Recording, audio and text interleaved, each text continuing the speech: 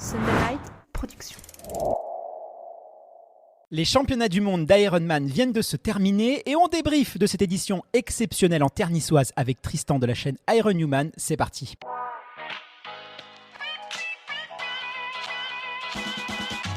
Bienvenue sur le podcast Dans la tête d'un coureur, l'émission de toutes celles et ceux qui aiment courir. Trail, route, piste ou encore triathlon, chaque lundi, venez améliorer vos connaissances sur l'entraînement, l'alimentation et la préparation mentale du coureur tout en vous amusant. Bonne écoute.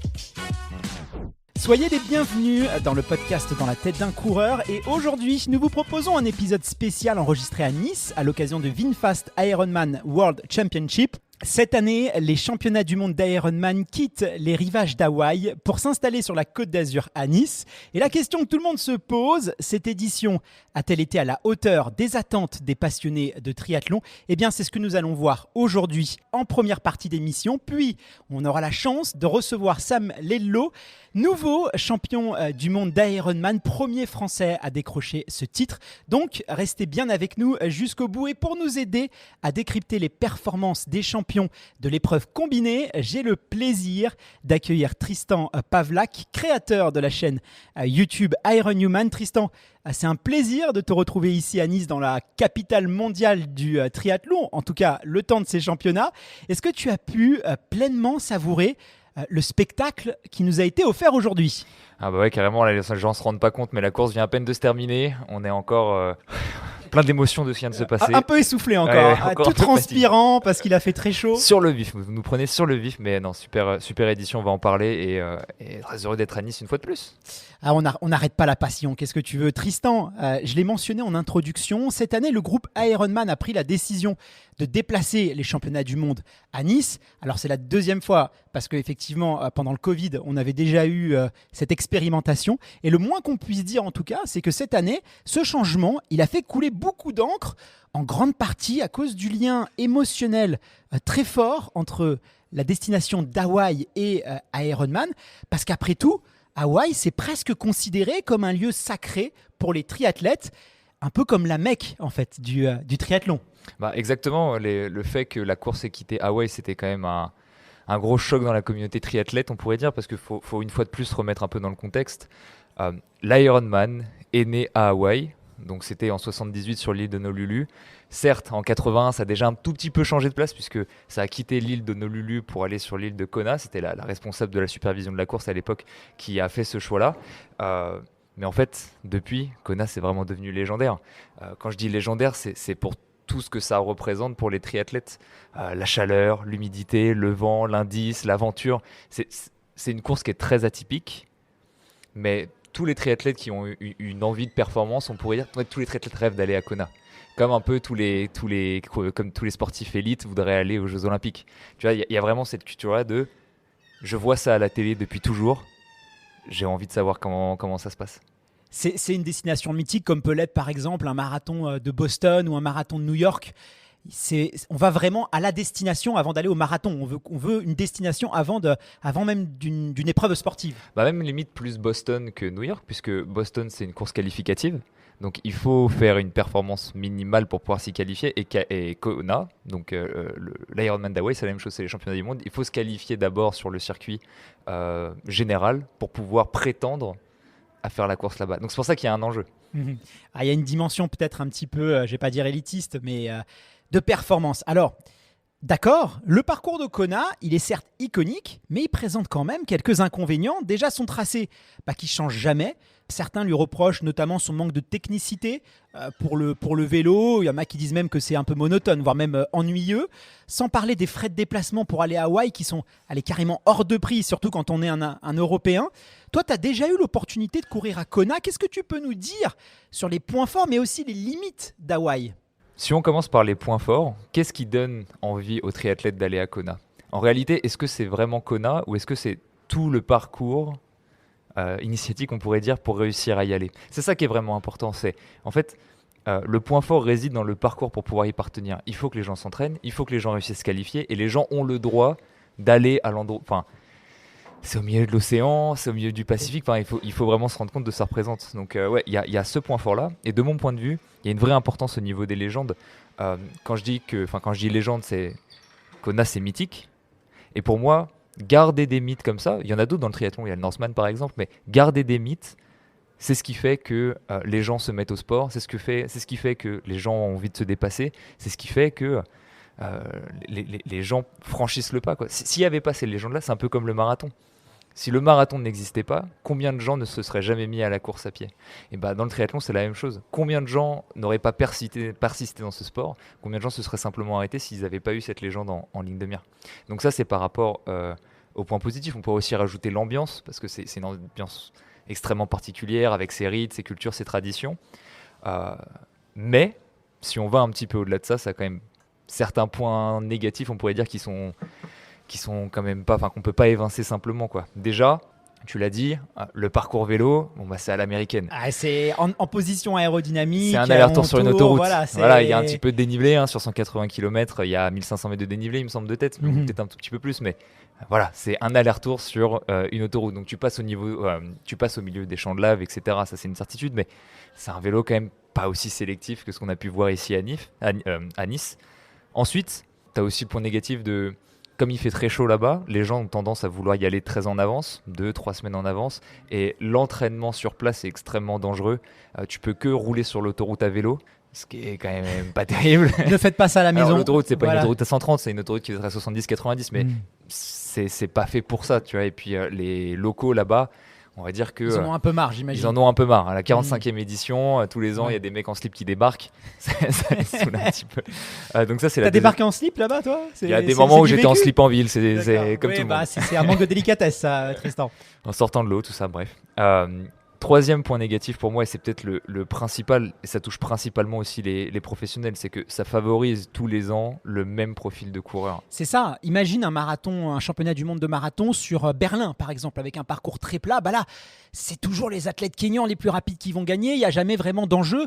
Et je peux comprendre qu'il y a aussi une forme de monotonie qui va s'installer. C'est ça, là tu prends des gens qui résistent très bien à la chaleur, il y a des gens qui résistent absolument pas à la chaleur, donc tous les ans les champions du monde sont là-bas, ils sont en mode je ne peux jamais devenir champion du monde.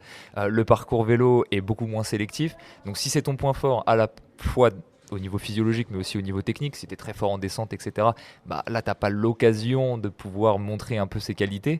Et puis bon, la course à pied quand même pas mal de dénivelé, mais voilà, ça présélectionne un type d'athlète. Et puis le dernier point négatif, faut quand même le dire, c'est très très cher. Ah, et ça, je crois que ça vaut une blinde. Faut hypothéquer sa maison pour y aller. Ça coûte plus cher qu'une voiture, ouais. Oui, le budget, toi, par exemple, t'y allais, une fourchette, tu vas pas nous donner, mais c'est un investissement qui se prévoit. C'est presque même un investissement d'une vie. Pour la majorité des gens, ça coûte entre 10 000 et 20 000 c'est énorme. euros. Ouais. Et on pourrait même rajouter aussi les enjeux climatiques. Faire déplacer des Européens comme ça à plus de 10 000 km de Paris, ça pose des questions. C'est ça, t'as beau faire un déplacement. Personnellement, je suis resté 1 mois et demi sur place. Bon, t'as quand même fait ce déplacement-là. Donc, 10 000 à 20 000 $. À partir du moment où, de toute façon, le dossard coûte 1 400 €, mais en fait, c'est que le début. C'est que le début des coûts. C'est peut-être le truc le moins cher au final. Quand un dossard à 1 400 €, c'est ce qu'il y a de moins cher, c'est vrai que tu peux quand même ça annonce la couleur. Ouais, ça annonce la couleur. Est-ce qu'on sait pourquoi le groupe Ironman a décidé de délocaliser les championnats du monde à Nice, à 12 500 km, j'ai regardé, de Kona? À mon avis, il y a quand même pas mal de choses qui ont joué en faveur de la ville de Nice. Pourquoi c'est pas à Tallinn? Enfin, des super Ironman, il y en a plein. Pourquoi l'avoir déjà délocalisé d'Hawaï et pourquoi avoir choisi Nice? Alors, est-ce qu'ils avaient en idée de vouloir le délocaliser un jour ou l'autre? Ça, on ne le saura jamais. En tout cas, ce qui a provoqué un peu ce phénomène, c'est le Covid, puisque pendant 2 ans, les qualifications ont été reportées d'une année sur l'autre. Donc d'abord en 2020, puis en 2021, ce qui fait que ça a accumulé beaucoup d'athlètes, puisque les qualifications ont, elles, continué de se faire. Ce qui fait que, au lieu d'avoir en général 2200-2400 athlètes, là, il y avait quasiment 5000 athlètes sur l'édition. La première édition post-Covid a été faite à Saint-Georges en Utah, où là, ils ont décidé en fait de séparer sur 2 jours les courses hommes et les courses femmes. Parce que 5000 athlètes lancés en même temps sur un parcours, c'est juste impossible à gérer, mais rien que pour les réglementations, les sanctions, l'arbitrage. Donc, ils ont séparé ça sur 2 jours. En Utah, ça pose aucun problème. Mais une fois que l'édition suivante est arrivée sur l'île d'Hawaï et qu'il y avait encore 5000 athlètes, là, on ne peut pas pousser les murs sur une île. Là, c'est ça, parce qu'en fait, le parcours vélo ne peut pas accueillir plus de 1400 vélos ou 1500 vélos. Donc, en fait, ils étaient obligés de garder ce format sur ces 2 jours-là. Donc, pour Ironman, eux, ils y ont vu des bénéfices. Ça pourrait être à débattre chez les athlètes, mais ça laisse aussi une exposition supérieure pour les femmes, parce que on va dire que le broadcast, on peut dire la diffusion de la course à la télé est pas encore assez bien gérée par les équipes pour faire autant de place et retranscrire aussi bien les deux courses à la fois. Ça, c'est le problème sur les épreuves d'ultra-distance. Quand il y a, c'est qu'à un moment donné, on ne peut pas être partout, ça demande des moyens. Et donc, du coup, on doit faire des choix d'arbitrage. Et souvent, malheureusement, c'est souvent le sport féminin qui paye le prix de ça. Et ça, c'est plus acceptable. Après, je pense que concrètement, ça sera encore mieux cette année quand les deux courses ne sont pas le même jour et pas au même endroit. Parce que, faut quand même le dire, si c'est le même week-end, je trouve que ça dessert au niveau de l'ambiance quand même les féminines. Parce que les féminines sont mises en avant. Tu pourrais dire que c'est gentleman, etc. Mais la réalité, c'est qu'en fait, tous les hommes restent chez eux parce qu'ils ont la course le lendemain, donc ils vont pas encourager les femmes, etc. Donc tu as beaucoup moins d'ambiance sur les femmes. Là, comme c'est deux courses, parce qu'on l'a pas dit, mais donc en fait, ce qui s'est passé, c'est que Lille n'a pas accepté 5000 athlètes et la course sur 2 jours, parce que ça bloque Lille pendant 4 jours. Ça demande 2 fois plus de bénévoles, parce qu'il faut être bénévole sur 2 jours de suite. Donc ça, ils ne l'ont pas accepté. Comme je l'ai dit, 5000 athlètes, 30 000 athlètes de plus sur Lille. Il faut savoir que le village de Kailou à Kona, parce que c'est un village, c'est 20 000 personnes. Donc tu fais arriver 30 000 personnes dans une ville de 20 000, ça fait bizarre. Même en hébergement, c'était techniquement pas possible en fait. Exactement. Donc en fait, la solution qu'Ironman a choisie, c'est d'alterner 1 an sur 2, où là, l'édition féminine aura lieu à Kona, donc c'est pour ça que je disais que c'était mieux, et l'édition masculine, elle, se déroule quelque part d'autre. Et c'est Nice. Et pourquoi est-ce que c'est Nice ? C'est simplement parce que Nice, il faut bien se rendre compte que c'est le berceau du triathlon longue distance en Europe. C'est le premier triathlon longue distance en 1982. C'est-à-dire que quand l'organisateur, on va en parler, mais il y avait un fan de triathlon, il s'est dit je veux un triathlon longue distance en Europe en voyant ce qui se faisait à Hawaï, et c'est Nice qui a été sélectionné. Par contre, est-ce que tu sais un petit peu, on va dire, le lien entre Ironman et Grace Kelly, la princesse de Monaco, parce qu'il y a une petite histoire là-dessus. Grace Kelly faisait du triathlon. Tristan, moi je suis pas au courant, mais j'imagine que tu vas me raconter cette histoire passionnante. Justement, parce qu'en février 1982, comme je l'ai dit, l'Ironman prend de l'ampleur, et cette fameuse personne, c'est Mark Cormark, le patron de la société d'événements IMG, qui envisage justement d'importer cette course. Il est fan, il veut la même chose en Europe, et son premier choix, c'est pas Nice, c'est Monaco. Monaco, le luxe, le prestige, le charme. C'est vrai que ça aurait... Bon, j'adore Nice, mais c'est vrai que ça aurait eu de la gueule, un Ironman à Monaco, quoique on aurait été vite confronté au même problème de place. Et puis là, le coût de 10-15 000 euros, tu peux le multiplier encore par 2. Donc finalement, je pense qu'ils ont fait le bon choix. Et du coup, pourquoi pas Monaco ? Excuse-moi, je t'ai coupé. De base, la principauté, elle était hyper enthousiaste pour l'accueillir, mais hélas, en septembre 1982, peut-être que les plus érudits d'histoire le sauront, mais il y a justement le décès de la princesse Grace Kelly. Monaco, cette année-là, est en deuil, et donc l'événement est annulé et doit se déplacer quelque part d'autre. Dans la précipitation, Marc, il n'a pas mis 3000 solutions. C'est là où il demande à Nice une faveur un petit peu, de délocaliser son triathlon sur place. À l'époque, le maire accepte. Et puis c'est comme ça que la légende est née ici. Bon, écoute, tant mieux pour nous les Français, parce que c'est quand même incroyable d'avoir ce championnat du monde chez nous en France, surtout si ça dure, parce que je crois que ça va durer en tout cas quelques années pour l'instant. Au moins l'année prochaine pour les femmes. Exactement, donc on va pouvoir profiter du spectacle. Du coup, on l'a dit tout à l'heure, c'est vrai que les gens n'étaient pas convaincus quand même. Il y avait quand même quelques appréhensions sur est-ce que vraiment ça vaut le coup, pourquoi aller à Nice, Hawaï, c'était prestigieux. Comment est-ce que ça s'est passé finalement, cette édition à Nice ? Est-ce que c'est une réussite ? Je pense que les gens étaient un peu en colère, entre guillemets, non pas parce que c'est délocalisé, parce que comme je l'ai dit, si vraiment on regarde les choses concrètement et qu'on est réaliste, t'as plein de désavantages à ce que ça soit à Hawaï toute l'année, enfin chaque année. Donc à partir de là, tu peux commencer à vouloir négocier. Le problème, c'est que ça serait dommage que la légende de Kona meure par des soucis pratiques. Donc c'est là où en fait les gens avaient le plus peur, je pense. C'est pas que les championnats du monde soient délocalisés, c'est que la légende meurt. À partir de là, ça on pourra pas répondre tout de suite, mais ce qu'on peut dire, c'est que cette édition a l'air d'être un succès, c'est une première. Il faut imaginer que Kona, c'est une légende qui s'est bâtie sur plus de 40 années, donc forcément il va falloir laisser un petit peu de temps. Mais on a croisé des athlètes, eux ils étaient heureux, et c'est le principal, c'est un peu eux qui font aussi l'événement, ils apportent des gens, et donc il va y avoir une nouvelle légende qui risque de se créer petit à petit, et Kona peut-être va trouver sa place dans tout ça en gardant son prestige. Bon, tout ceci était très, très émotionnel, et finalement, si j'en crois ce que voilà, ce que tu nous dis, il n'y a pas de raison de s'inquiéter. Kona va rester, va perdurer, et il y aura toujours cette magie-là. Et on aura juste des expériences en plus et des courses aussi un peu plus de diversité. Dans le meilleur des mondes, j'espère. Je suis le premier à vouloir être émotionnel, je ne vais pas mentir aux gens non plus. Allez, on s'intéresse. C'était une petite introduction un peu longue, mais voilà, il fallait quand même revenir sur cette actualité qui était importante. On va s'intéresser maintenant à l'aspect sportif. Les élites, les meilleurs du monde, tu le disais, ils ont fait le déplacement jusqu'à Nice parce qu'ils étaient quasiment tous là au départ sur la baie. Ah bah, il en manquait pas beaucoup. Alors évidemment, il manquait le champion du monde en titre quand même, il faudrait le dire, Gustav Iden, mais ces saisons un peu compliquées pour lui, il a eu des problèmes familiaux, etc. Il manque celui qui a fait médaillé de bronze l'année dernière, Blumenfeld, Christian Blumenfeld, qui fait aussi accessoirement quand même champion olympique sur distance olympique à Tokyo. Rien que ça. Après, il manque quand même des par exemple Max Newman, Daniel Bøkkegaard, qui sont des gros prétendants au titre, mais c'est à la marge. C'est-à-dire que sur une édition où tu as 50 dossards, il manque forcément des gens. Mais ce qu'on dit, et Yann Frodeno, qui est triple champion du monde, qui a participé à cette édition, le dit lui-même, arriver en santé le jour de la course et être prêt à faire la course, c'est déjà une étape. Et c'est pas parce qu'il manque des gens que en fait c'est moins bien. C'est juste que dans leur préparation, il y a des choses qui se sont mal passées. Max Newman s'est blessé, Bøkkegaard est tombé malade. Il y a plein de choses qui rentrent en compte, et pour le coup, il n'y a pas de bien moins bien, il y a juste des gens qui arrivent ou non à arriver en forme le jour J. Et ça, c'est déjà une première bataille. Chez les internationaux, du coup, qui on avait? Tu peux nous donner quelques noms, quelques favoris qui étaient présents? On va donner les mêmes qu'on a donnés sur Instagram, parce qu'on fait des beaux suivis de courses sur Instagram. T'en fais pas la promotion, Guillaume. Abonnez-vous sur important. Instagram, vous loupez plein de choses si vous n'êtes pas abonné sur Instagram. Exactement. Dans la tête d'un coureur. Donc je vais donner les trois que j'ai donnés. Il y avait évidemment Yann Frodeno, 42 ans, c'était sa course pour sa retraite.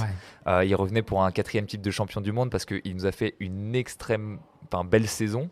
Il a gagné au PTO US Open. Là, il y a quelques mois de ça, devant justement Christian Blumenfeld qui est champion du monde en titre, etc. Il nous a fait vraiment une très très belle performance. Et on s'est dit, là, il a de quoi être très très fort sur cette course. Il y avait Patrick Lange, un autre Allemand, lui double champion du monde. Il est venu ici pour prendre son 3e titre. Il habite aussi en Europe, donc il connaît un petit peu les routes par ici. Et surtout, c'est un très très bon coureur. Et lui, s'il a gagné 2 fois, c'est pas pour rien. 3e, moi j'avais mis Magnus Ditlev, le Danois, le meilleur rouleur du circuit, très simplement. Et il monte en gamme d'année en année. Je crois que l'année dernière, il a fait 8e. Là, on va voir combien il a fait, mais voilà, très très fort. Et puis ça se voit, il a gagné une grosse haute course en Allemagne qui est l'un des mythes, on pourrait dire, un peu comme Kona, un peu comme le Norseman. Donc voilà, ça c'était mes trois préférés, je pourrais dire, à l'international au vu de ceux qui manquaient. Alors ça, c'est pour les athlètes étrangers, mais côté tricolore, on avait une énorme délégation française avec des athlètes particulièrement affûtés au départ. Mais je pense que, alors pour les coureurs, peut-être qu'ils s'en rendent pas compte et peut-être qu'avec ce podcast, les gens vont s'y intéresser, mais c'est peut-être c'est le meilleur moment pour s'intéresser au triathlon en France parce que notre start list de Français est énorme. On est trop fort en ce moment. On n'a jamais eu une telle densité en fait. Là, c'est de la folie, quoi. Sur courte distance, sur les formats olympiques, on est trop fort. Sur format Ironman, on est trop fort. Donc là, sur le format Ironman qui nous intéresse, on avait Clément Mignon, qui a fait sensation à Nice il y a quelques mois, qui a décroché le titre. Et puis qui est champion du monde longue distance ITU, mine de rien. Qui connaît très bien le parcours à vélo, qui adore la chaleur. Ouais, je pense qu'il l'a fait une petite centaine de fois le parcours, donc il connaît chaque virage. Ça, c'est le premier. Le deuxième, Léon Chevalier. Léon Chevalier, ton chouchou. Faut le dire, c'est mon petit chouchou. Voilà, j'aime beaucoup Clément, j'aime beaucoup les autres, mais j'ai une toute petite préférence. C'est peut-être son style, c'est ses lunettes, je sais pas, il y a quelque chose. Mais en tout cas, énorme constance. Petit problème cette année, il a eu quelques petits soucis de santé sur quelques courses, qui fait qu'il a eu une année un peu en oscillation, on pourrait dire. Ouais, voilà, mais en tout cas, il a fait des très très grosses performances et surtout, sur tous les championnats du monde précédents, très très stable. Et puis si on devait en citer, allez, on va dire 2 autres, évidemment. Sam Laidlow, on peut pas passer à côté. On va en parler. Du petit Sam. Sam Laidlow, voilà, vice-champion du monde en titre. Il a fait une saison très forte sur le début. Il n'a pas réussi à mener sa barque sur la suite. Donc là, il est arrivé sur cette édition, on va dire, au plus bas. Il n'a pas fini beaucoup de courses cette année. Il a eu beaucoup de did not finish, DNF. C'est un talent brut, Sam. On le sait, c'est un talent brut. Il est capable de faire des choses majestueuses, incroyables. Mais il est aussi capable d'avoir des défaillances. Et on ne sait jamais vraiment si ça va être du lard ou du cochon avec lui. L'année dernière, il nous a montré que c'était le meilleur pour être le meilleur sur le jour où il y a besoin d'être le meilleur. C'est aussi simple que ça. Et puis, un petit dernier... Arthur Arthur Orso, allez partons. J'allais dire Arnaud Guillou parce que je l'aime bien, ouais. mais Arthur Orso parce qu'il fait une saison de fou. Il a gagné à Lanzarote, il a gagné à Embrun là il y a, il me semble, un mois ou même limite moins. Donc voilà, à la limite peut-être une année un peu dense. Il était à Nice d'ailleurs, il a un peu contre-perfait, je l'attendais moi beaucoup plus fort. Mais en tout cas, hormis cette légère contre-performance qui peut s'expliquer aussi parce qu'il était malade, une année, là c'est son éclosion. C'est son éclosion. Voilà. Il y en avait plein d'autres, on ne peut pas tous les citer, mais c'est vrai que voilà, là il y avait quand même beaucoup d'athlètes tricolores. Donc on l'a dit, quasiment tous les meilleurs athlètes internationaux français ont répondu présent. Le départ a été donné à 6h50 dans des conditions météo plutôt agréables. Je crois qu'il y avait une eau à 24 degrés, une mer très très calme, très peu agitée. Pas de combinaison néo-frêne et ça a profité à qui ? Ça a profité aux meilleurs nageurs du circuit. D'ailleurs, je crois qu'on a eu une natation complètement dingue. Il y a beaucoup de triathlètes qui ont battu leur record. Ça a été de la folie, le volet, le segment natation. J'ai beaucoup aimé la natation parce qu'on va dire sur les 800 premiers mètres, c'est resté en un seul paquet. Il faut savoir que d'habitude, il y a toujours des échappées. Le drafting, donc le fait de profiter de l'aspiration des concurrents, n'est pas autorisé à vélo, mais il est possible en natation et les gens en profitent allègrement. Ce qui veut dire que quand on est dans les pieds d'un nageur ou quand on est dans sa hanche, on nage beaucoup plus vite ou alors pour la même vitesse, on dépense énormément moins d'énergie. Donc en général, on essaie de mettre des accélérations, on essaie de faire des cassures pour justement essayer de faire en sorte que les moins bons nageurs puissent pas profiter de l'aspiration des meilleurs. Donc en général, quand il n'y a pas de combinaison, ça profite aux meilleurs et justement ils se dérangent pas pour mettre une grosse accélération au début. Ça part comme un cadet sur une course sur un 10 km de quartier, ça part à fond. Ils ont essayé, ils n'ont pas réussi. Le groupe est resté assez compact, mais à peu près voilà, à partir du premier ça quart, un peu moins, il y a eu une sorte de je sais pas si c'est passé, Braden Curry, l'Australien qui menait la course jusqu'à un moment, il a dû pas trop repérer la bouée, il est passé un peu sur la droite. Sam Laidlow passe sur la gauche, il crée un trou et là il imprègne un rythme de malade. Et là, il a fait exploser tout le monde. Du très grand Sam Laidlow sur la natation, il était impressionnant. Mais dans le groupe de tête, on avait d'autres Français. Clément Mignon s'était bien positionné. Denis Chevreau également, je crois qu'il sort dans le premier paquet. Et là... Ils sont une douzaine à sortir à ce moment-là de l'eau. Les autres, ils sont à un peu plus d'une minute 30, ce qui est beaucoup sur un Ironman, il faut s'en compte. Même si ça dure 8 heures, on se dit 1 minute 30, c'est pas grand-chose. Mais il y a une dynamique de course qui se crée et ça peut faire toute une différence. Donc oui, tu l'as dit, Sam Laidlow qui a justement fait dynamiter ce groupe et qui l'a tiré jusqu'à la fin.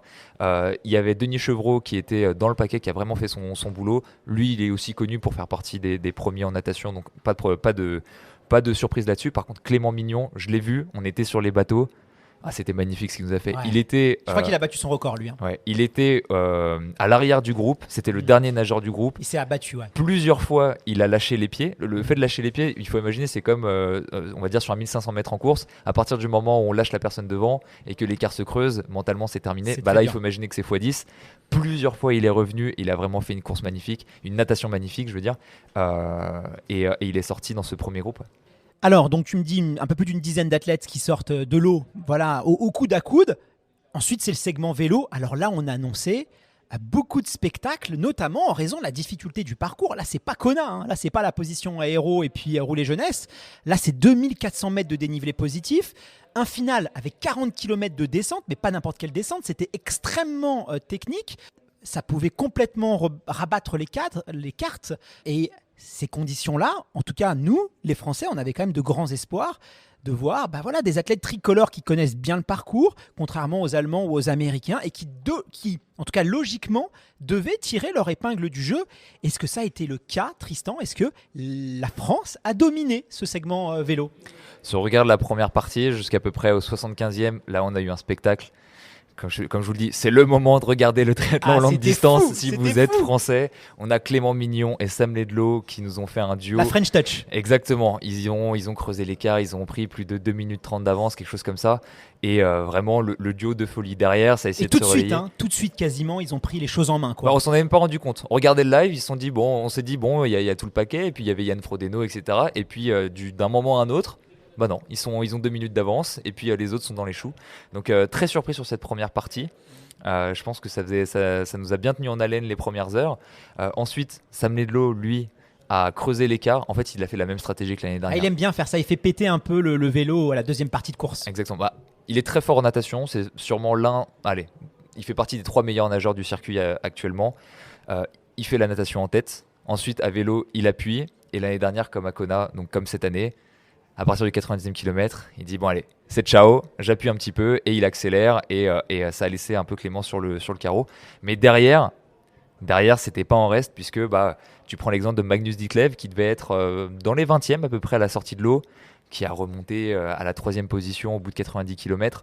Donc fallait le savoir. Ça me fait rire parce que j'ai reçu des petits messages en mode ouais, Magnus Ditlev il fait 81 kg, c'est pas un profil pour Nice, il va pas réussir à tirer son épingle du jeu. Je pense qu'il a mis tout le monde d'accord que les petits minces à 65 kg, lui il en fait 80, mais il met tellement de watts qu'en fait ça lui fait pas peur. Et puis il y a aussi cette notion aérodynamique qui joue énormément parce qu'il y a du dénivelé mais il y a aussi énormément de plats et Magnus Ditlev est une bête d'aérodynamique. D'ailleurs j'en profite parce que c'est un point très important, on se demande toujours est-ce qu'il vaut mieux prendre le vélo de route, est-ce qu'il vaut mieux prendre le vélo de contre-la-montre. Là cette année c'est unanime. Personne n'a pris son vélo de route. Les gens se rattachaient à l'exemple de Gustav Iden au championnat du monde de 70.3 en 2019 qui a aussi eu lieu à Nice puisque lui historiquement bouge dans le monde. C'était le seul, mais il faut savoir que c'est un athlète de courte distance, il avait eu un problème avec son vélo de contre-la-montre. Même lui, je l'ai entendu en interview tout à l'heure, qui disait si c'était à refaire, jamais je prendrais mon vélo de route ici. Donc voilà. Là, le débat est clos. Voilà, le débat est clos. Il y a Canyon, par exemple, qui a passé le dernier mois sur le parcours à faire des essais aérodynamiques, à voir en fonction des vélos, si on met un cadre route, un cadre contre-la-montre. Enfin bref, tout le monde contre la montre. Il n'y a pas de débat. Et là, on voit Léon, justement, qui revient. On voit des athlètes qui arrivent à faire la différence et qui rattrapent finalement leur retard sur le segment natation. Exactement. Tu regardes Léon Chevalier qui sort 31e de l'eau, c'est bien ça, et qui rentre dans le top 10 au bout de 90 km. Ça fait vraiment toute la différence. Mais le vélo était vraiment plein de surprises parce que tu regardes, à partir du top 10, normalement, ça reste quand même assez compact. Là, il y avait des écarts de 15 minutes jusqu'au 15e. Donc ça, c'est énorme. C'est quelque chose qui est très, très rare. Et c'est justement, je pense, l'un des aspects positifs qu'apporte cette nouvelle course. C'est que les gens ne la connaissent pas. D'habitude, tu as des gens qui ont fait 5, 6, 7, 8 éditions de Kona, ils connaissent par cœur. Là, c'est une nouvelle course. Et ça a tenu ses promesses. Et là, on a donc des athlètes qui sortent de leur zone de confort. Et on a un Sam Laidlow, fidèle à lui-même, qui pose le vélo avec quasiment 5 minutes Même plus d'avance. Que 5 minutes d'avance. Plus que 5 minutes sur le deuxième, d'avance. c'est-à-dire que sur le 3e, 4e, 5e, tu peux rajouter 7 minutes, 8 minutes, 10 minutes. C'était vraiment incroyable. Et là, il s'élance sur le marathon. Alors, on dit souvent que le marathon, tout peut se jouer, tout peut rebasculer. Le marathon, c'est stratégique sur un Ironman. Toi, tu es d'accord avec ça ? Tu prends 10 km. C'est dur dans les 3 premiers kilomètres, dans les 3 derniers kilomètres. Effectivement. Sur un Ironman, c'est dur dans la dernière épreuve qui est le marathon. En général, si c'est dur pour toi à vélo, c'est mauvais signe. C'est comme si c'est dur au 4e sur un 10 km. Ça sent un peu mauvais pour toi. Donc ouais, tout se joue sur la course à pied. Et puis surtout, dans des conditions comme ici à Nice, où il a fait largement plus de 30 degrés sur la journée, à vélo, tu as de la vitesse. Tu fais un vélo à 35, 37, 38 km/h ici de moyenne pour un professionnel. Avec la convection de l'air, t'as pas trop chaud. Là, sur la promenade, t'as rien pour te couvrir quasiment, un petit peu. Mais il faut le décrire, le parcours. C'est plein cagnard, exact. Sur le bitume, zéro ombre. Là, on n'a aucune partie avec de l'ombre. On avait une température à 29 degrés, quasiment pas de vent à l'ombre. Là, les conditions, c'était chaud, quoi. Le soleil tape fort. Là, je pense que j'ai un petit. Même nous, on a franchement un petit coup de soleil sur le crâne. T'es bien tout rouge là. T'es ma petite crevette là en ce moment. Mais non, les conditions, c'était hardcore. D'ailleurs, ça n'a pas couru à 3,25 au kilo. D'habitude, c'est ça. Le marathon, ça se joue en 2,30, 2,35 aujourd'hui. C'était pas le standard il y a 10 ans, mais aujourd'hui c'est le standard. Là, on a vu des allures beaucoup plus lentes, aux alentours de 4 minutes au kilomètre. Ouais.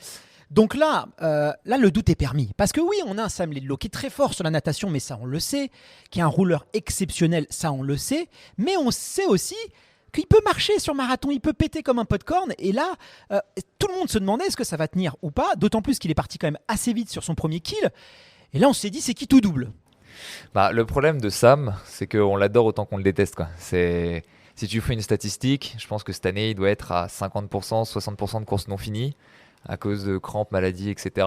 Donc c'est difficile d'y croire, parce que justement, il a ce personnage. L'année dernière, même chose, tu fais la statistique, ça va pas trop être en sa faveur. Il a souvent des crampes, il a souvent des problèmes gastriques.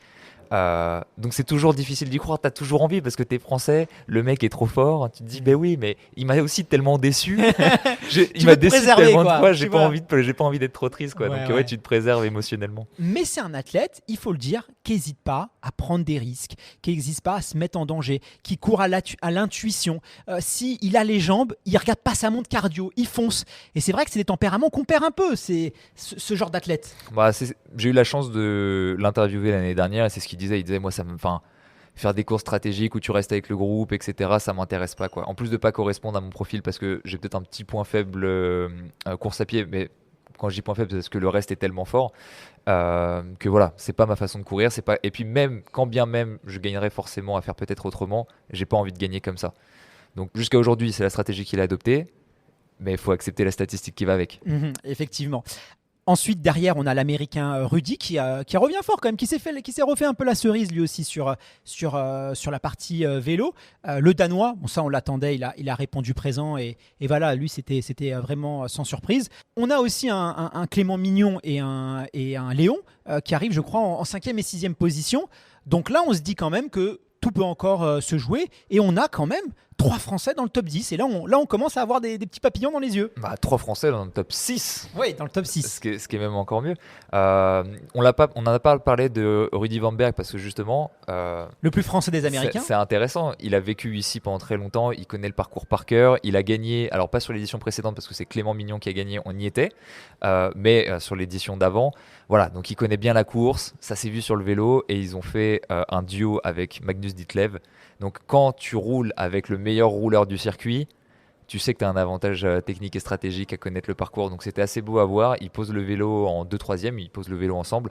Et comme tu l'as dit, Clément Mignon et Léon Chevalier derrière qui ont posé ensemble. Donc là, on a un Sam Laidlaw qui part très très fort sur les premiers kills. Et là, on se dit, est-ce que ça va tenir ou est-ce que ça va pas tenir? Il passe le semi-marathon toujours en tête et surtout, il maintient son écart. Il ralentit pas. Derrière, ça pousse, mais pas sur la 2e et 3e place. Qu'est-ce que ça donne à la fin? On va annoncer un peu le vainqueur. Bon, allez, fin du suspense. Donc à la mi-course, il ralentit pas. Au 30e kilomètre, il ralentit pas. Tu vois que Magnus Ditlev, il reste à 5 minutes 30 derrière.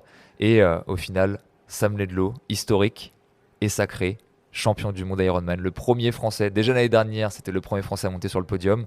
Et cette année, dans son pays, il devient champion du monde. Il faut se rendre compte, c'est la première fois dans l'histoire de l'Ironman, du triathlon longue distance, qu'un Français décroche le titre de champion du monde. C'est donc une victoire historique. Exactement. Tu vois, comme quoi, quand on disait il est capable du meilleur comme du pire. On n'a pas menti, c'est pas méchant, hein, c'est une réalité. Il faut aussi, voilà. Je suis impressionné par le fait qu'il soit toujours autant capable de sortir sa meilleure performance sur le meilleur jour où il doit sortir sa meilleure performance. Ouais, tu te rends compte que les courses de l'année, potentiellement, on s'en moque un petit peu. Alors voilà, ces sponsors, non, ils font un peu la tête. Mais le jour où le mec doit être trop fort, il est trop fort. Donc là, pour le coup, tu peux pas lui retirer ça, quoi. Et puis des émotions. Il était en larmes. Et il nous l'a dit. Il nous en parlera même peut-être tout à l'heure. J'ai attendu ça toute ma vie. C'est ce qui m'anime. Je me suis entraîné. J'y ai toujours cru. Je voulais être champion du monde. Et aujourd'hui, je réalise un rêve. Il était en larmes.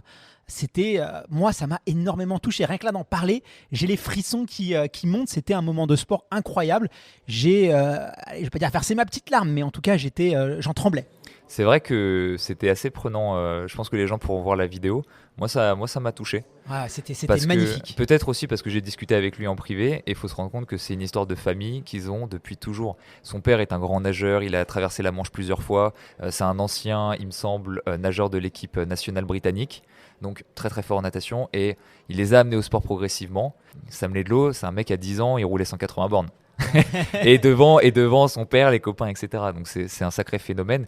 Et tu vois, c'est un point où ça l'obsédait. Alors, je pense pas trahir un secret, je crois qu'il l'a déjà dit, mais il a une bague avec dessus les coordonnées GPS de la finish line d'Hawaï et qui porte depuis extrêmement longtemps. Donc, là, il va falloir changer la GPS, ça sera Nice. C'est-à-dire que être champion du monde Ironman, c'est quelque chose qui l'obnubile. Il l'a dit depuis 20 ans, il a 24 ans et c'est pas n'importe quoi. Il a commencé le triathlon hyper tôt, donc c'est extrêmement. Même s'il était entre la surprise et la joie, tu sais, il s'est dit c'est comme si il y croyait pas. C'était un rêve, c'était vraiment, il vivait un rêve éveillé, quoi. Moi, c'est comme ça que je l'ai perçu. C'est ça. Faut voir un peu après ce qui va se passer pour lui parce que Je pense qu'il ne se projetait même pas après, quoi. On en parlera justement après de comment est-ce que tu le vois. Est-ce que voilà, ça on va en parler après. On va parler quand même des autres athlètes parce que sur le marathon, on a quand même vu, si on s'intéresse aussi la deuxième partie du peloton, on a vu des comebacks fracassants avec des athlètes qui ont été, qui m'ont surpris, qui ont accéléré. Enfin, on a eu un spectacle au-delà de notre victoire française. Je crois qu'il y a quelques athlètes qui t'ont impressionné, toi, sur la partie marathon.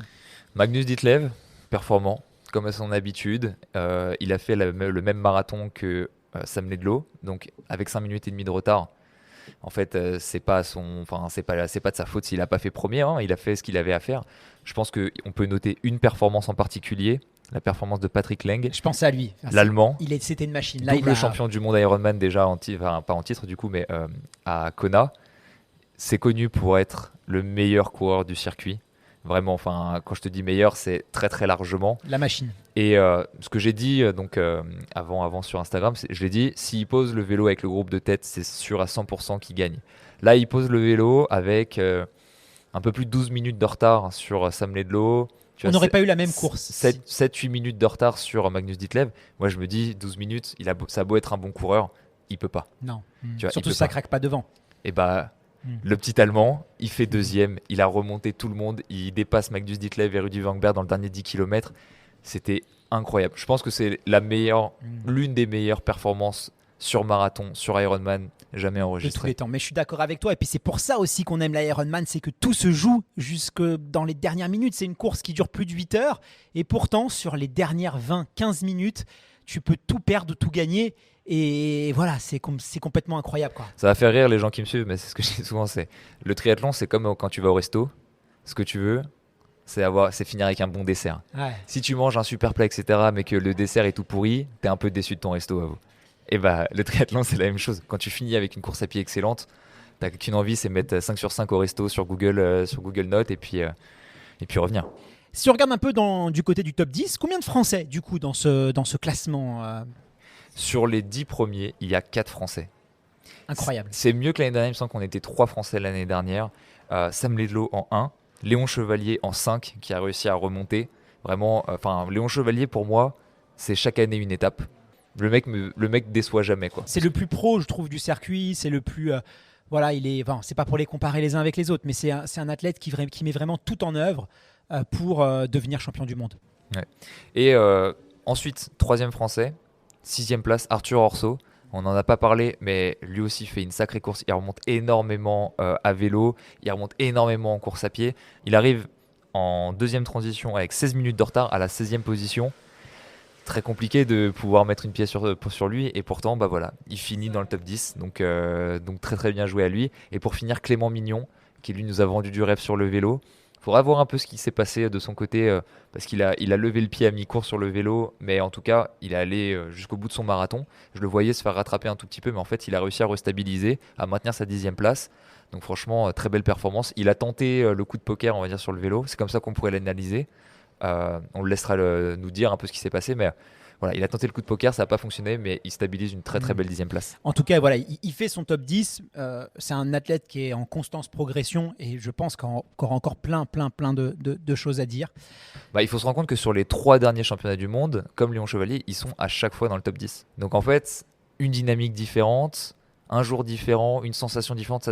En fait, entre 3e et 10e, ça tient vraiment pas grand-chose. Donc, ce qu'il faut, c'est la constance. Être là année après année, construire progressivement sa carrière. C'est des athlètes relativement jeunes quand même. Donc, leur reviendra, j'en suis sûr. Tristan, ce que je te propose maintenant, c'est qu'on accueille Sam Laidlow. On va lui poser nos questions pour savoir un peu comment lui, est-ce qu'il a vécu cette expérience, quelle est la suite de son projet. On se retrouve avec Sam juste après le jingle. À tout de suite.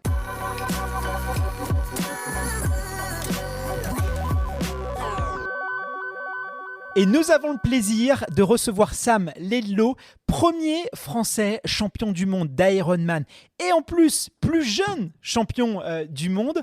Sam, qu'est-ce que ça fait d'être champion du monde ? C'est aussi ma première victoire sur Ironman, donc c'est assez cool. Ouais. Tu cumules.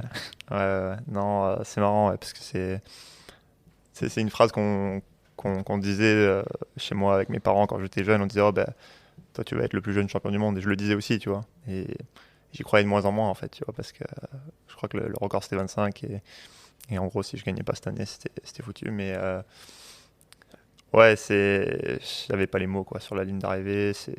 J'avais plein d'interviews et on me demandait ce que je ressentais, mais j'avais pas les mots. Tu as fait une arrivée extrêmement émouvante. Je t'avoue que tu m'as mis un petit peu la larme à l'œil. Tu nous as dit, finalement, je suis né pour ça. Je m'entraînais, je pensais, pour être champion du monde, je m'entraînais pour ça. C'était le but de ma vie. C'était sincère, vraiment, c'est quelque chose qui... Tu te levais chaque matin pour devenir champion du monde? Ouais, carrément. Et c'est surtout que j'ai eu cette chance en fait de savoir très jeune ce que je voulais et ce qui me faisait me lever le matin justement. Et ouais, j'ai 2 objectifs en fait dans ma vie, au niveau sportif en tout cas, c'était d'être champion du monde et ensuite d'être plus gros que le sport lui-même. Parce que mon but c'est pas forcément de gagner plein de fois, tu vois, c'est pas ça que je recherche. J'ai plus envie d'inspirer des jeunes à faire ce qu'ils aiment, tu vois, peu importe. En fait, il y a trop cette culture de quand t'es petit, tu peux tu peux dire tes rêves et ça passe quoi. Et puis quand t'arrives dans la vraie société, on te dit non mais ça va, tu vas pas être astronaute, deviens avocat ou ci ou ça, et on te met dans une boîte en fait. Et en fait, moi j'ai failli tirer vers une boîte en fait. Ça restait dans le triathlon, mais je suis passé en fait en section sportive, puis en Pôle France, puis j'ai eu des sélections en équipe de France et en fait je me suis rendu compte que c'était pas ce que j'aimais quoi. Et en plus je faisais STAPS et en fait j'étais l'étudiant normal, sportif, haut niveau, très bien, mais je suis arrivé à un moment donné où je m'y plaisais pas du tout quand j'avais 18 ans et en fait là je suis parti, j'ai tout quitté. Et à l'époque j'étais le premier je crois à partir du Pôle France en fait. C'était très mal vu en fait parce que je crois qu'on était que 2 par an à être sélectionnés de toute la France et j'étais dedans et c'était vu comme le Graal quoi, en tout cas en triathlon quand t'es jeune. Et en fait du coup cette année-là a été très très difficile et c'est là où j'étais je pense le plus proche de tout quitter en fait, de me dire bon, mon rêve il est pas réalisable et en fait je cherchais le prochain endroit où aller parce que je suis parti de chez moi quand j'avais 13 ans et pour aller justement à ce sport-études à Formeux d'abord. Et en fait je pensais que c'est bon, j'allais tracer ma route et plus jamais je pensais que j'allais rentrer chez mes parents en fait. Et en attendant de chercher le prochain endroit où aller, je suis allé chez mes parents et en fait sans le savoir, en fait je me suis entouré des seuls de gens qui croyaient en ce projet, tu vois. Et petit à petit ils m'ont redonné espoir en fait. Je m'en souviens très bien d'une conversation que j'avais avec ma mère en voiture où je disais en fait j'étais malheureux et j'avais une conversation où je dis je sais pas si ça vaut le coup, tu vois. J'ai dit je sais pas si c'est juste, je trouve ce style de vie trop égoïste. Et en fait quand j'étais malheureux justement et que j'essayais d'être triathlète pro encore, j'étais horrible envers mon frère et envers mes parents et tout le monde en fait, j'étais juste pas une bonne personne et elle m'a fait comprendre que c'était pas obligé quoi d'être comme ça et au contraire en fait plus t'es une bonne personne généralement plus t'es un bon athlète et c'est pour ça qu'il y a une si bonne entente en fait entre tous ceux qui ont passé la ligne d'arrivée, c'est qu'on a des bonnes valeurs je pense les sportifs. Sam, tu nous as offert une course exceptionnelle. On a eu des frissons de bout en bout. C'est vrai que tu es un garçon, je le disais en première partie d'émission, qui n'a pas peur de prendre des risques. Tu es quelqu'un qui sait sortir du cadre. Voilà, ça peut donner des choses merveilleuses, mais ça peut finir aussi avec, je ne vais pas dire en popcorn, mais ça peut finir avec un petit peu de moins de succès. Est-ce que ma perception, elle est bonne? Est-ce que tu es quelqu'un qui n'a pas peur en fait de te mettre en danger? Ouais, carrément. J'ai pas peur d'échouer en fait. Et je trouve que c'est une mauvaise vision que certains athlètes ont. Et même moi, je l'ai eu. Il y avait une période où je pensais c'est bon, je vais arriver à un certain niveau et après je vais gagner toutes les courses en fait. Mais la réalité, Efrodeno, il a eu il a vécu sa carrière pas mal comme ça en fin de carrière quand il s'est mis en longue distance. Mais pour moi, c'est pas ça qu'il faut montrer parce que du coup, tu montres pas le vrai côté. En fait, lui, ce qu'il faisait, c'est qu'il allait pas sur une course s'il n'était pas assez bon pour gagner, tu vois. Et, la victoire ou rien.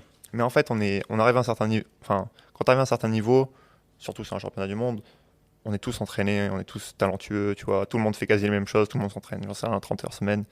On essaye tous d'augmenter notre capacité aérobique à peu près, tu vois. C'est à peu près tout ce qu'on fait. Et donc, ça revient à d'autres facteurs, en fait. Et j'ai réussi l'an dernier à Hawaï à vraiment courir sur les émotions et juste kiffer ma course, en fait. Tu vois, vraiment, moi, ce que j'aime, c'est c'est faire des sorties longues à vélo et souffrir. Ou non, faire souffrir les autres. Et c'est quelque chose dont je me suis rappelé beaucoup aujourd'hui sur la partie vélo. C'est à chaque fois que j'appuyais, je me dis putain, l'écart il augmente. Donc il y a ce quote de Kinley qui dit If it's hurting me, it's killing them. Et j'y ai pensé, ouais. Justement, tu parles de la course de Kona.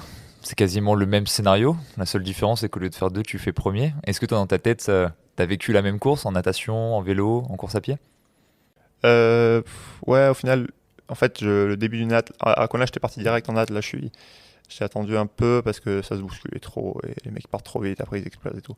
Du coup, j'ai fait 400 mètres un peu chill dans les pieds. Et au moment où ça a vraiment ralenti, là, j'ai accéléré parce qu'il y a 2 personnes que je voulais pas avec nous, en fait. Et c'était Patrick et Magnus. Magnus, parce qu'il roule très très fort.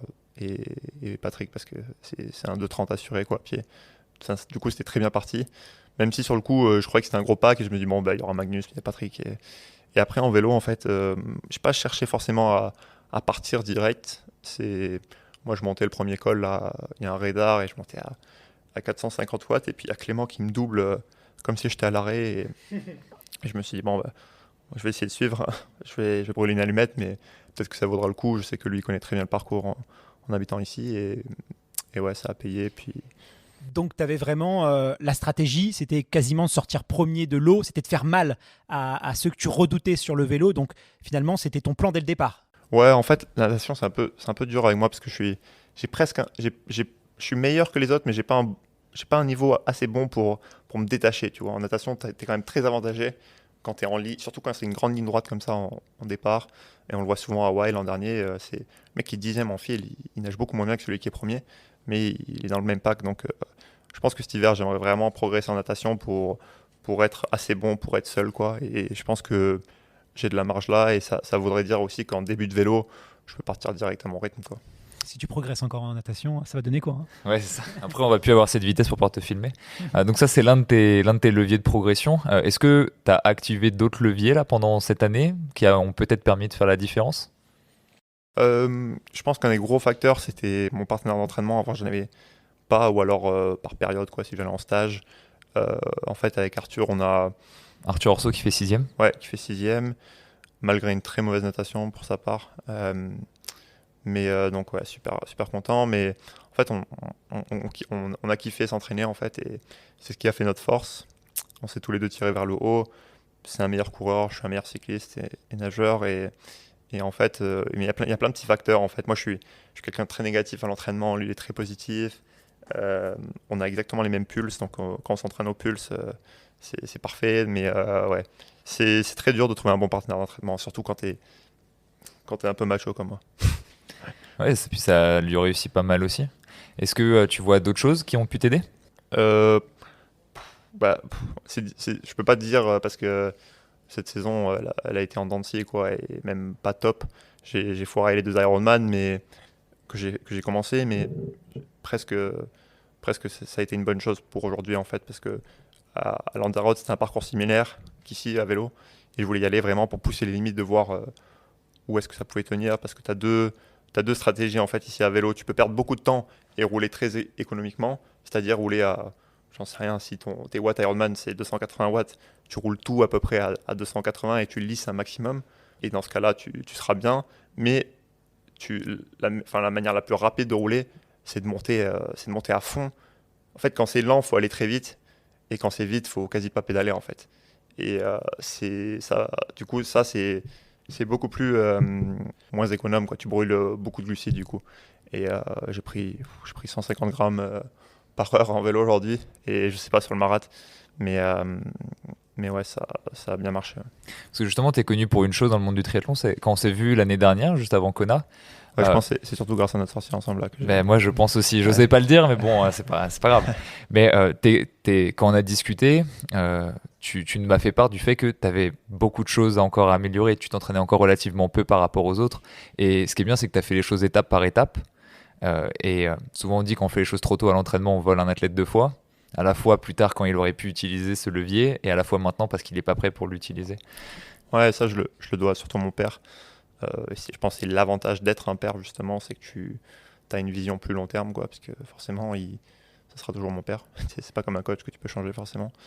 Et ouais, c'est vraiment sa force, c'est qu'il a une vision long terme. Son but, c'était pas que je sois le plus fort mec de 18 ans, quoi. C'était d'être de plus en plus fort. Et d'ailleurs, quand je l'ai retrouvé à la ligne d'arrivée, je l'ai câliné, je lui ai dit c'est bon, putain, on l'a fait. Et il m'a dit ouais, c'est que le début. Et j'ai dit oh non. Je dis mais non. Moi, ce qui est bien, c'est qu'en plus, la partie vélo, quand j'étais à Kona, j'étais devant la télé, j'étais en tant que bénévole, je faisais rien parce que je te regardais faire la course. Pareil aujourd'hui, ça n'a rien changé. Alors justement, pour reparler de cette partie vélo, on a beaucoup parlé du parcours niçois, très éloigné finalement de Kona, sa position aérodynamique, on est très plat, c'est assez gnangnan, assez un peu ennuyeux, certains disent. Là, on nous prédisait 2400 mètres de dénivelé positif, 40 km de descente, très technique. Comment tu l'as trouvé, ce parcours vélo ? Est-ce que tu penses que vraiment ça fait la différence sur un championnat du monde ? Et peut-être ça t'a permis de tirer ton épingle du jeu ? Oui, forcément. Après, en fait, je pense que ce parcours il me convient quand même moins qu'Hawaï. En fait, il y a quelques arguments, mais en gros, Magnus et moi, par exemple, qui avons sûrement le plus de watts, ça nous coûte aussi plus d'énergie à faire le tour. Mais que, par exemple, Patrick qui pèse 60 kg. Vous êtes un peu plus loin. En fait, ce que je disais, c'est que ça me convient pas forcément. Quand on me demandait avant la course, est-ce que ça te convient ? Je disais, ça me convient pas forcément à moi, mais je pense que ça va pas convenir à beaucoup de monde, tu vois.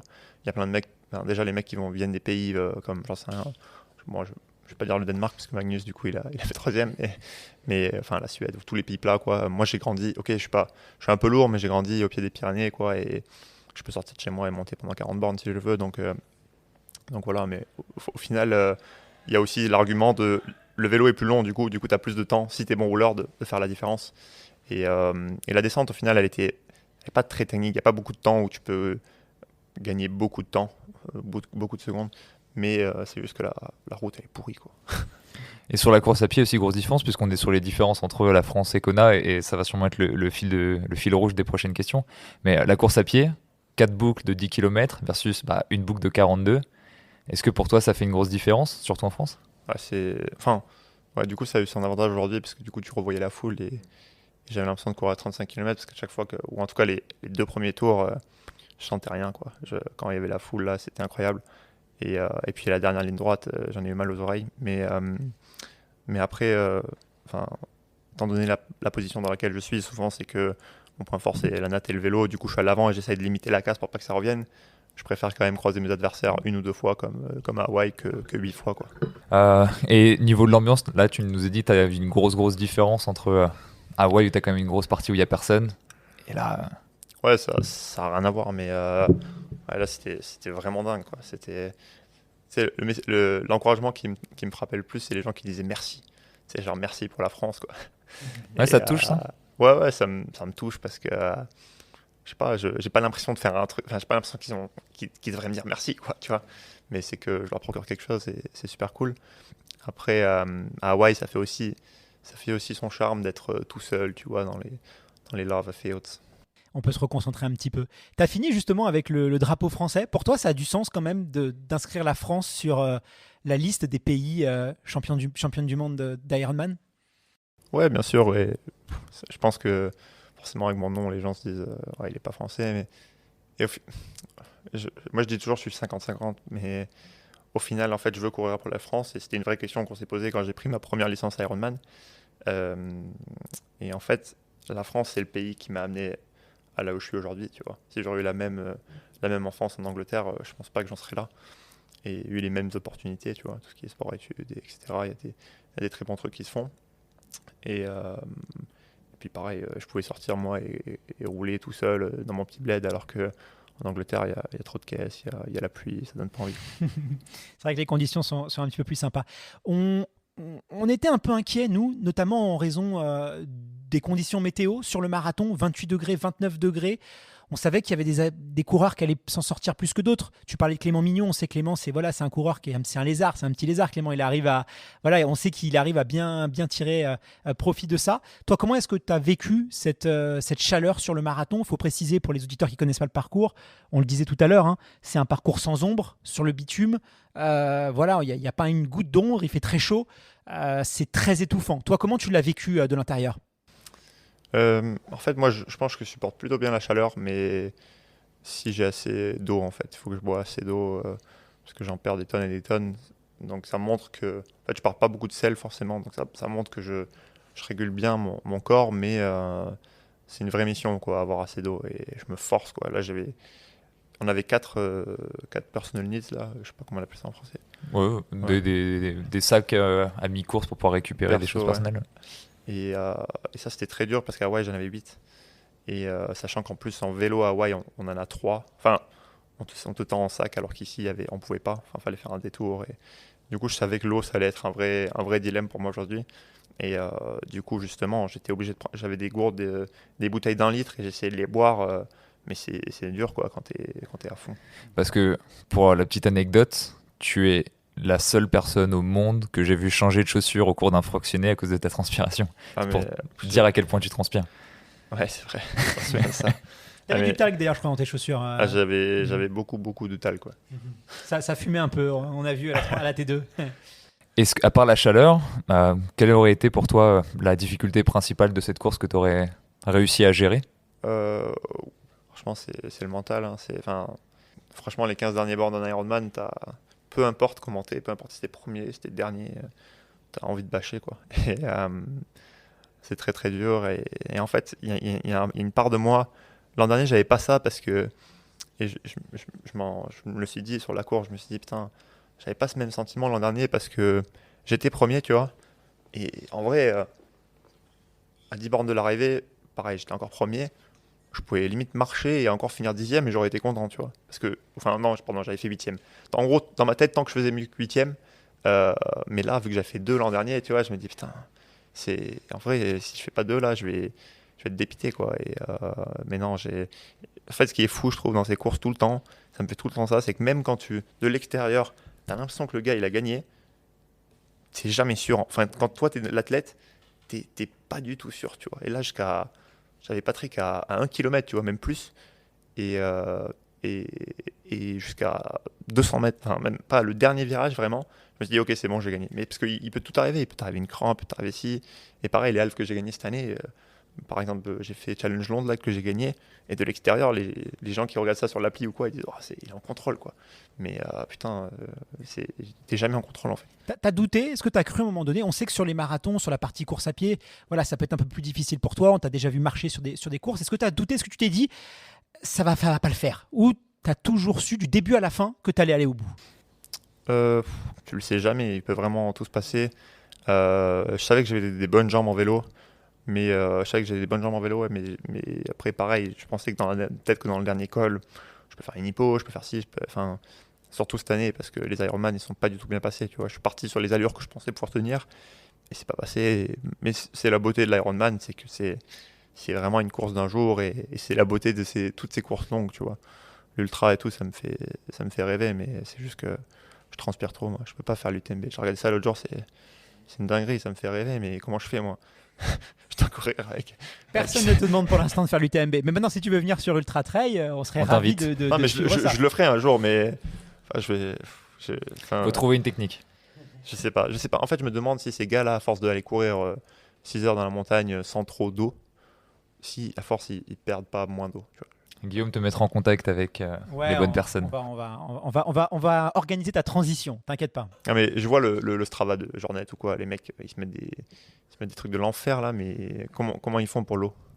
Même j'ai mon pote là, Théo Détienne, qui est venu m'encourager là. Peut-être vous l'avez vu avec le T-Rex. Il était à l'UTMB aussi. Il y avait une photo de Cornet. T-Rex, oui, on voit très bien. Oui. Moi, j'étais là-bas. Je vois très bien de quelle photo tu passes. Elle est un de mes meilleurs potes et il était là aujourd'hui.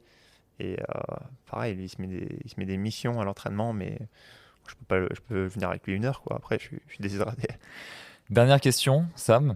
L'année dernière, tu m'as dit, quand je serai champion du monde, c'est le seul objectif de ma vie. Après, j'ai envie de passer à autre chose. Est-ce que tu es revenu un peu sur ça ou est-ce que...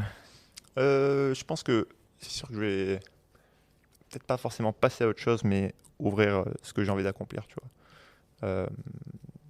En fait, il y a un truc que j'ai vraiment...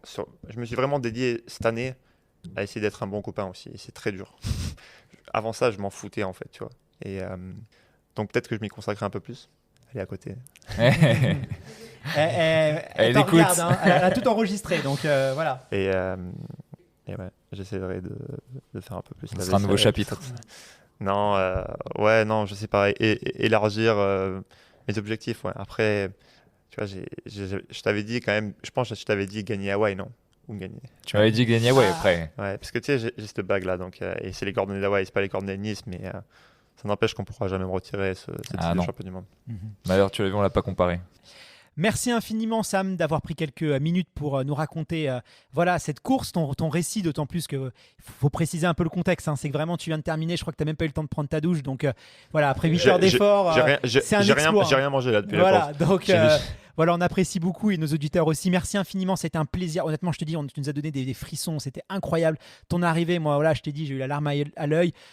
T'es un garçon hyper talentueux, imprévisible, qui n'a pas peur de se mettre en danger. Moi, c'est des qualités que je respecte énormément. Donc vraiment, merci pour... je me joins aux spectateurs qui te disaient merci parce que moi, en tant que passionné, et Tristan, je sais que c'est pareil, c'était incroyable. Moi, tu sais. Hein. Merci à vous. Très quali ce podcast. Bien Merci. plus que les mecs qui m'interviewent avec un téléphone. À très vite. Allez, ciao.